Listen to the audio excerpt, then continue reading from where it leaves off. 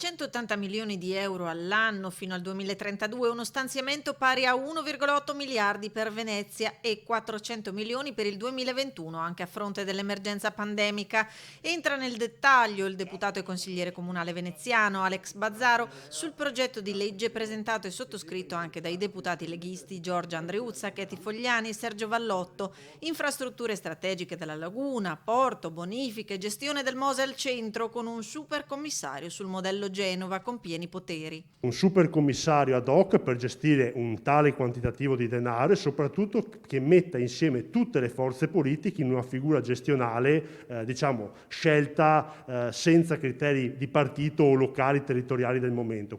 Invita ad una sorta di lobby per Venezia in cui si chiede l'appoggio anche delle altre forze politiche confluite a sostegno del governo Draghi. Sul documento si passa dalle iniziative per far fronte ai danni dell'alta marea a Venezia e Chioggia, alla valorizzazione delle imprese turistiche storiche che costituiscono le peculiarità produttive territoriali, come il vetro di Murano e il merletto, all'imprenditoria femminile e giovanile, oltre a risorse da destinare agli sgravi fiscali. Blindare dei finanziamenti certi. Noi non possiamo andare ogni anno in legge di bilancio per Venezia, come deputati e senatori veneziani, ad andare a richiedere annualmente dei contributi all'ultimo minuto.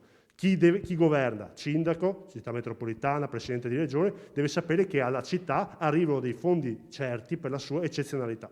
Documento stilato anche grazie agli input delle associazioni di categoria, di imprenditori e cittadini riuniti nel tavolo permanente voluto dall'assessore alle attività produttive. Tutti questi input che sono arrivati poi si sono trasformati in suggerimenti ed altro che poi sono stati inseriti all'interno della proposta della Lega nella legge speciale.